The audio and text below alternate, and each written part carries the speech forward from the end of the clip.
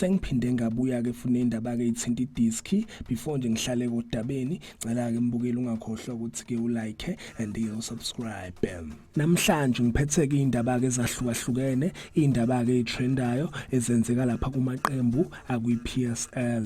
Ngizoqala ke la ngendaba ke ethinta umdlali weKaizer Chiefs uAiden McCarthy odlala lapha kwiDDC yawo kaMakhosi. So kuneyindaba ke la evezwe umthombo othembakele iFar Post baveza ukuthi kaMakhosi Kaizer Chiefs kunamathuba amaningi ukuthi kube ngalahlekelwa lapha idefender edlala lapha kwiDDC yena uAiden McCarthy. Baveza ukuthi kamaqembu kalapha kwiPSL iMarumo Gallants nayo ke lapha iTS Galaxy ba interested ke kusayinene yena lo mdlali yena uAiden McCarthy.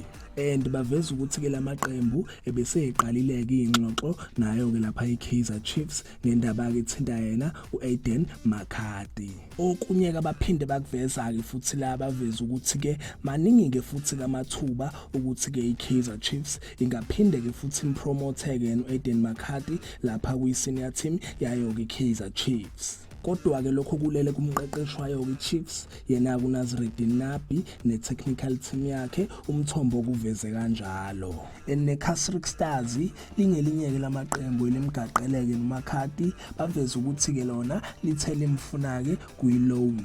Ngisakona kaMakhosi kuneyindaba ke lambukele ivelile evezwe ngamasource asondelene nayo ke lapha iKaizer Chiefs. Baveza ukuthi kaMakhosi aseyinhlelweni ke njengamanje zokuthi kibe dedele lapha uzitha kwinika idefender layo ke Chiefs ekupheleni kwayo ke lesizini. Bathi ke contract yakhe ke nozitha kwinika ya expire ke kupheleni kwayo ke lesizini and akubukeki sengathi kaMakhosi azoyivuselela.